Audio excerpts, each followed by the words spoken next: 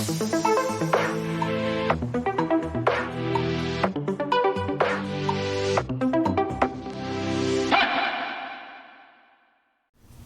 to all students, I hope you are doing fine. I am Professor Masood Fuzail. Today we are going to discuss anatomy of spinal cord, or you can say internal structure of spinal cord. As you know that our central nervous system, human central nervous system, is composed of two major parts. The first major part of central nervous system is brain. We have already studied the structure and function of brain in my previous lecture, but today we are going to discuss the structure and function of especially the anatomy of spinal cord. Spinal cord is a rod-like structure which starts from the root of the brain and ends at the last portion of spinal cord. Spinal cord runs between the bones of runs through the bones of spinal cord. As you know that our the spinal cord runs through the bones of spinal vertebral column. Our vertebral column consists of 33 vertebrae which are made up of 33 bones, and these bones protect the fragile part of spinal cord. Our spinal cord is protected by three ways. Number one, vertebrae of vertebral column. Number two, meninges, and number three, cerebrospinal fluid. So first of all, we are going to discuss the structure of vertebrae and meninges. So first of all, I am going to take a diagram from this section of the vertebra, and I have shown you the internal structure of the vertebral column. Vertebral column is composed of bones which are known as vertebra, or if in the plural it is known as vertebrae. So this is the, as you can see in the diagram, black in color. This is the body of vertebra. This is the main bone, and this one, which is usually on the ventral surface of the body or anterior to the body or to the belly side of the body. And this bone is present on the posterior side of the body, which is on the back side of the body. This bone is also a bone of vertebra. Between these two bones there is an arch. In between these two bones, spinal cord is present in between these arch.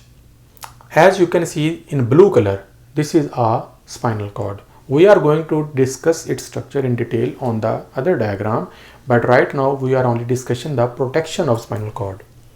So first of all, our spinal cord is protected by vertebrae of vertebral column. So this spinal cord runs through the arches present between the vertebrae of vertebral column. The second protection which is provided to spinal cord are meninges, which are known as spinal meninges. Spinal meninges are made up of connective tissues and are very strong connective tissue, and they protect the spinal cord from jolts and bolts while walking, running, sitting, standing, and other daily activities. There are three types of spinal meninges which protect our spinal cord. The innermost meninges which protects our spinal cord is known as pia mater. Just behind or just outside the pia mater there is another layer of meninges which is known as arachnoid, and the outermost layer of the meninges which protects the spinal cord is dura mater. So these three layers, dura, arachnoid and pia mater, collectively form spinal meninges and protect our spinal cord just like our brain. Between these meninges there are some spaces which contain a fluid which is known as cerebrospinal fluid, which consistency is like plasma. Its consistency and the composition is just like plasma of the blood, which also nourishes the spinal cord and also take part in the protection also. So just outside in outermost layer, which is dura mater, there is a space present which is known as epidural space. Epi being outside and on the upper side of the dura, epidural space. This space usually made up of fat. So fat also protects the inner part of the spinal cord. Just behind the dura mater the outermost layer of the meninges, there is another space which is known as subdural space.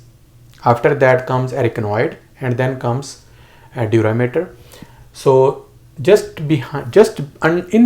anterior to the arachnoid, there is subarachnoid space between arachnoid and durameter. This space contains cerebrospinal fluid, which nourishes the neurons of spinal cord. So in this way, there are three ways how the spinal cord is protected. Number one, vertebrae or vertebral column. Number two, meninges. And number three, cerebrospinal fluid present inside the spaces between the meninges. Now we are going to discuss the internal structure of spinal cord. So let's move on to this diagram. This is the cross section of a spinal cord. As you can see, this is the cross section of spinal cord, and this is the column of the spinal cord. Spinal cord has the diameter of around the nail of your thumb.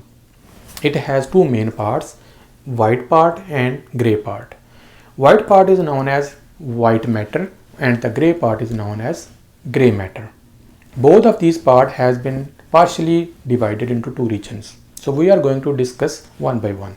First of all, I am going to discuss white matter. White matter is a part of spinal cord which contains such neurons which have myelinated axon. As you know that myelin sheath is made up of fatty material and it made up of Schwann cells. So fat is like white in color, so that is why this matter is known as white matter. So anywhere right here, as you can see in this diagram, all the white portion is known as white matter. White matter is further divided into three regions, three portions. So suppose this is a spinal cord in your body. The front part is your anterior side of the body, which is toward the belly. It is known as ventral part. The backward part, the part which is on the back side, is a dorsal part, or because it is present on the back side of your body, and it is also known as posterior part. And there are two parts on the right and on the left. These are called lateral parts. So spinal cord has been divided into three parts: anterior, posterior and lateral. In the same way, white matter is also divided into anterior, posterior and lateral. Anterior part, white matter, which is also known as white column, can be divided into three columns. Number one, posterior funiculus. Posterior funiculus. It is present just behind or posterior to the body, on the posterior side or the dorsal side. So this area, white matter, is known as posterior funiculus.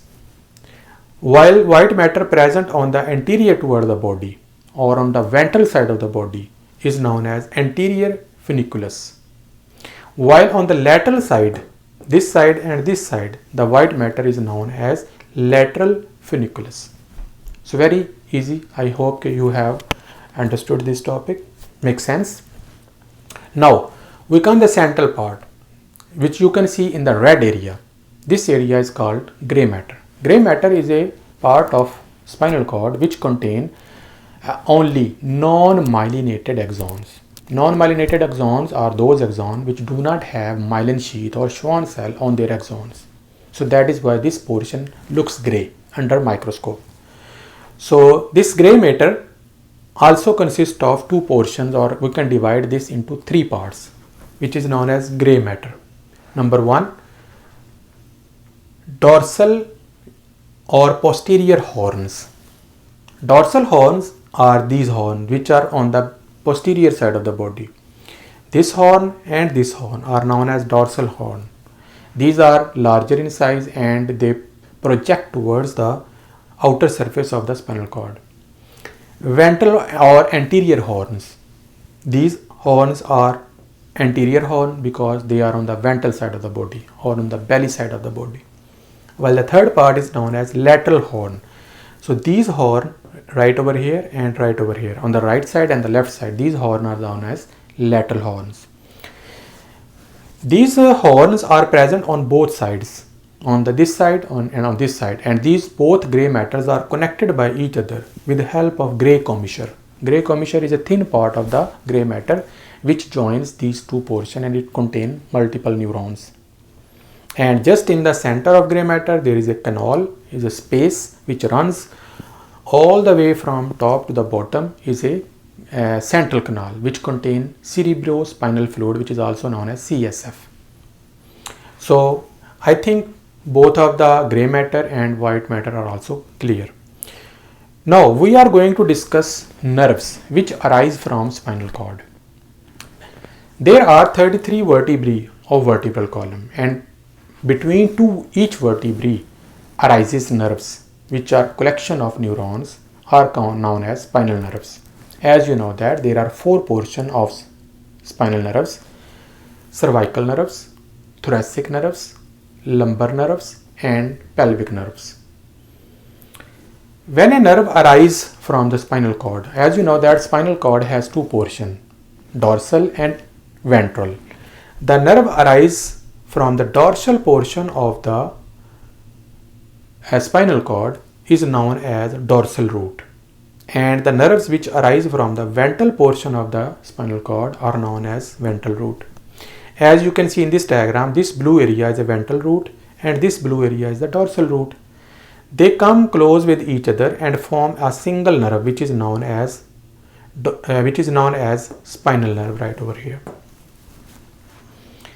On the dorsal side there is a thickening which is made up of, or which is due to the collection of cell bodies of the neuron.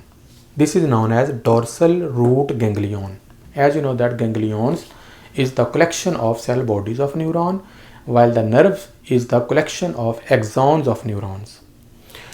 In this way a nerve is formed which is originated from the spinal cord and which branches, and then after branching branch spread all over the body into different parts of the body.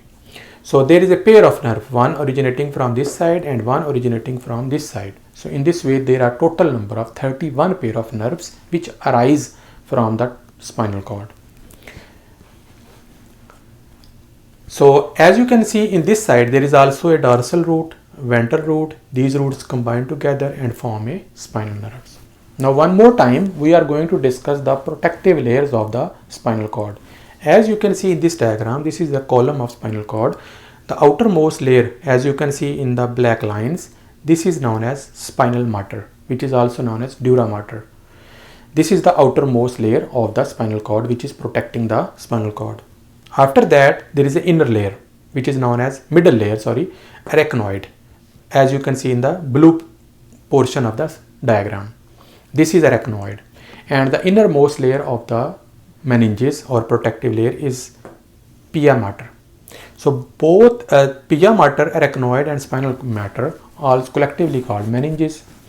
Between pia mater and arachnoid there is a space which contain CSF, cerebrospinal fluid, which provide protection to the spinal cord and also nourishes the neurons present in the spinal cord. There is also blood supply, as you can see in the diagram. The red one are the arteries and the green ones are the veins, with which help the help of these arteries and veins the blood is supplied or transported towards and away from the spinal cord. So in this way today we have tried to understand the anatomy and structure of spinal cord and its protection. I hope you have understood it. If you do, please like it, subscribe it and share with your friends.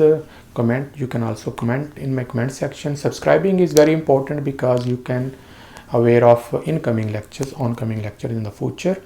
And thank you so much for watching and see you in the next lecture. Until then, bye.